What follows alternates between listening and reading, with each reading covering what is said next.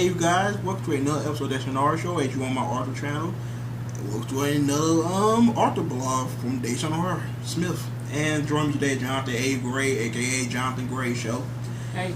And this is part 2 of the co-author videos. How to work with your co-author and get around their faults.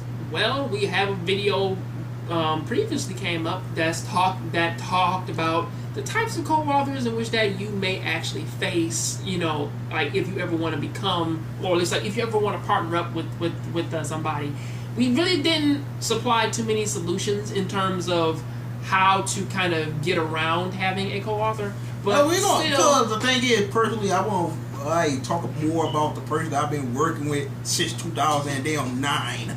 This particular person. It's been that long? Or 2010. Was it 2010? About 2009. Yeah. Oh, damn, that's a long ass time, man. It's been a long while. It's been a long day. Wrote one book. It's been a long day without you, my friend. I'll tell you all about it when I see you again. What the fuck? But anyway, I will explain. We basically gonna get down to this guy's faults and my faults as well. And pretty much how we overcame them. Yeah. This guy's faults, however, he that type of writer that like to piggyback. Meaning that I don't really like to. You don't like that term, but it seemed like that. Cause I do most of the writing, and you just so lazy. It just be so incompetent. At this point, is most of the editing. No. You're just incompetent sometimes. At this point, it's most of the editing. Yeah, the editing, and sometimes it just take you so long to write something so simple, and it get to the point where I'm like, damn, okay, it took this fool a whole month to write 4 pages. Not necessarily 4 pages, but they kind of have to be edited pages. So and it seemed like he wasn't taking stuff as serious as I was. Well, that's actually kind of been like the darker days, man, when I was doing that garbage. Yeah, so that was my major problem with that guy. That's why the first Mizuki, I wrote majority of the book, and the book did not turn out how I wanted the book to be. I think that was mostly because of the pricing. The pricing, yes. I blame most of that upon the price. And I was just trying to get something done and out too. Because from what most people told me when they read that, when I was selling it, like back at ITT Tech and everything, and I was selling personal copies from the people who read it, they actually loved it and they liked it. It's a good book. A lot of people like the book. It just ain't got the potential of what the new one gonna have. Well, of course, because editing. I know my faults as a co-author, and I do realize them pretty much a lot, which is that. For early on, it was mostly just the laziness, and it was a whole thing of laziness, not sure that it would actually work, and also it was the whole thing of a confidence thing of saying like, okay, where does this fit in with the story? Does this work? Does that work? And he always hated what he wrote. I hate everything I do.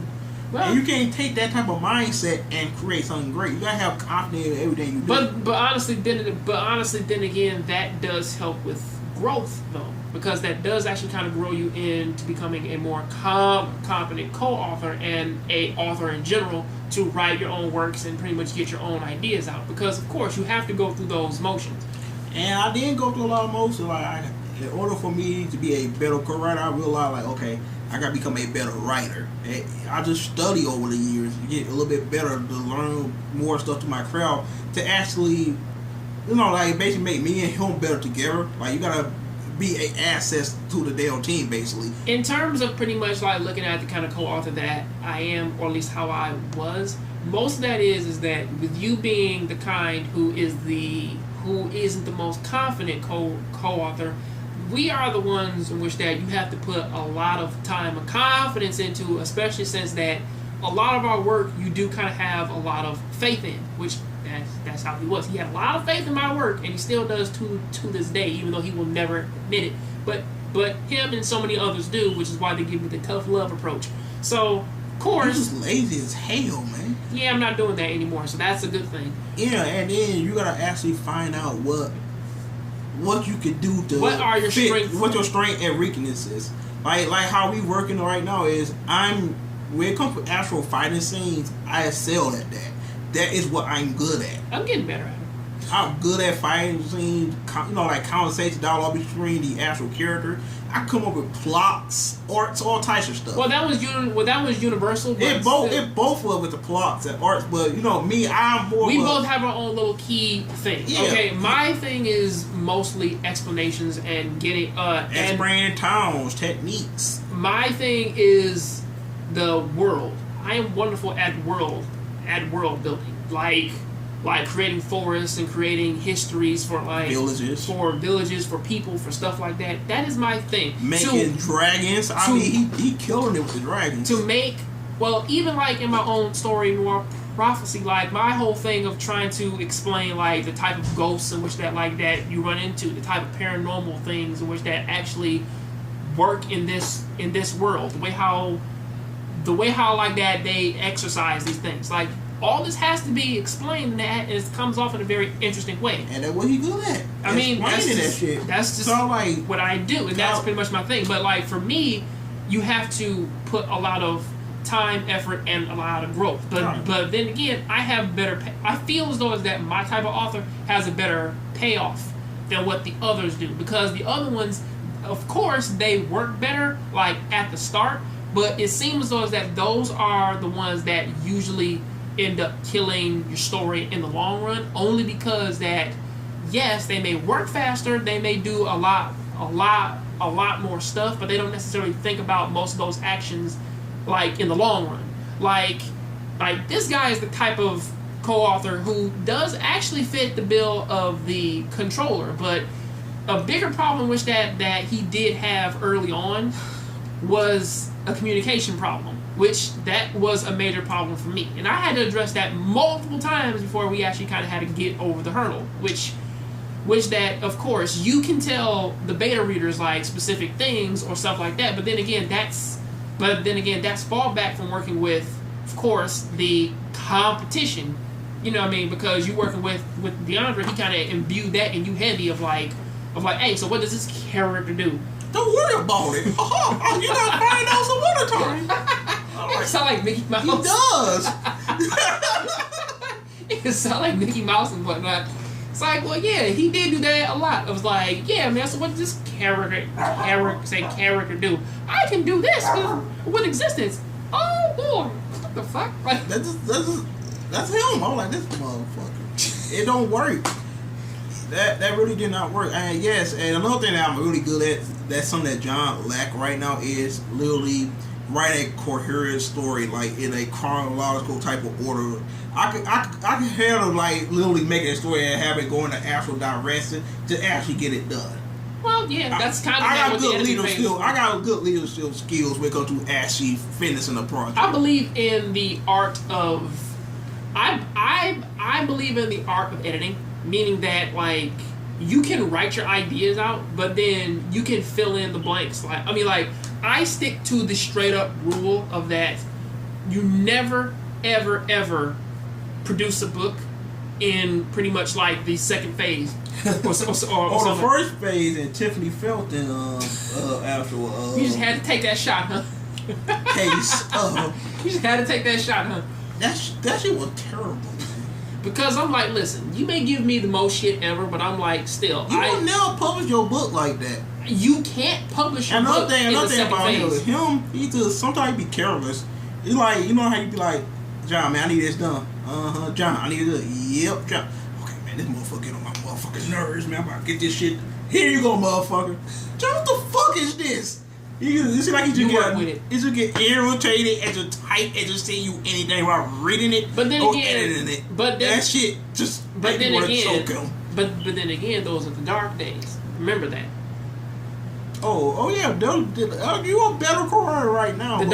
We were worse in our dark. But it like we relation with a female. It's like up and down. Sometimes you love her, sometimes you hate that bitch. Honestly, this is how it is. Honestly, this is pretty much any relationship of you having a brother, you having like a cousin, or having somebody like who's really close to you. You will never always 100% see eye to eye. That's just how things work. But pretty much, again, there are things in which that you will never actually agree with your co-writer, but still, communication, actually having faith in their work, learning their strengths and weaknesses, and pretty much trying to grow with them instead of just trying to cut them out because like they don't want to do this and do that. Because honestly, there are things in which that people go through that actually stop them from working, which is the truth. Of saying like, so how come you can't write this? I mean, honestly, I've lost people in the past. I lost somebody like in the past week or the past 2 weeks, and I'm like, that can put your work like at like edge. Or somebody we're going through a life and death type of situation, or living situations. You never know. But you still need to communicate like, yeah, man, I'm not feeling this week, man. If you actually tell your partner, and you're like, okay, I got it. I'll pick up the slack, but I need you to handle this future scene, though. It's just normal stuff like that. I mean, like, which always kills me because, like, when you list off things like this, they always seem to be so simple, but it's hard though, because some people don't click. I mean, me and this guy been friends for 10 years, and never once down to fist fights. So, we did in video game land, but that never you kick my ass every time. But anyway, remember Knockout Kings, the game that I have no experience in. I have no experience. You say you won't bring that up. Shut up. Shut the fuck up. DeAndre got his ass whooped the worst. He killed getting up. Well, that was his excuse. We should honestly recorded that. We should have recorded that. But we ain't had no cameras any day back then. I'm like, what, 2006? God damn it. That was like a long... We should have recorded that. We should have recorded that. Had a video camera or something. That was a long time ago, my nigga. That was me in my prime. But now, honestly, the simpler way that I can say that you can become a co-author is just do what you good at. And also, if that's not the case, then do a specific type of hobby together that actually grows your that actually grows your relationship together, so that it does kind of utilize like your type of that utilizes your strengths. Again, we play video games a lot, okay, and you can learn a lot from yourself from playing a video game. In this case, well, not necessarily like an RPG or something like. Well, no, we just use video games. Well, and Final Fantasy itself actually help us in our actual fantasy books. Because Final Fantasy 14 actually kind of showed a lot in what you do is work. With meaning that one person does the front work, and then the other person, or at least is the distraction, or they do most of the heavy lifting, and then the other person comes in, and then they give them a helping hand by holding the rest for them, like as they push. So it's kind of pretty much it doesn't have to be video games. It could be like video games, MMORPG, like how that tank is, the healer, all that other stuff. Yeah, you just pick what you actually good at. Like, okay, you handle this and that, I handle this and that. You just give me a guideline for it to actually work into the story. And I just do what I do, just do my job, which was what he's doing right now, and that's why Mizuki just moving. Well, that's pretty much like why most of our stories are moving along as they are, because even though they may be good, they may be bad. As long as you understand like what your goal is, what your role is, and you can work with your partner, and then like y'all can like actually say, okay, I need all these explained in this timely manner. And you may have a lazy partner, you may have a critical partner, you may have the controlling one. At the end of the day, you still have to communicate with one another, and you have to have faith that they're going to do their job. Because if something is wrong, you let them know. If something isn't clicking right, then you let them know. That's pretty much how this thing works. It doesn't always have to be perfect, but still, if you focus on those two things, you may actually have enough time in it to actually kind of like build on something more. So that's something to take into consideration. Also, if you have like a specific style, it would be wonderful to actually try and like talk about the type of style you want, because we all write differently too. That's another thing. Because I've seen some people who have written some kind of way. Had exactly the same style because he copied my style, but the only way he was able to do like I gotta match his style, so I gotta copy the way he typed and still put my own trace in it, my own spin to it, and then you still can't tell the difference between a writer really. Even though I'm a better writer though, I really am a better writer now. You just love saying that. I am. You know I am. You just love saying that. Why you like give me that whole thing like you trying to convince me? It's like, dude, I am. It's like, what you trying to convince me about? You see this right here, right? Just because that's out, man, don't make you a better writer. You don't have one of these yet. Well, guess what, man? Guess what? George R. Martin is better than this is. Well, dude, guess what? George R. Martin is better man than Stephen King. You know why? Because Game of Thrones is blowing up, okay? And pretty much everything else that Stephen King has done is good, but it's not Game of Thrones. No, the fuck. Even though he has more books than George R. Martin, so.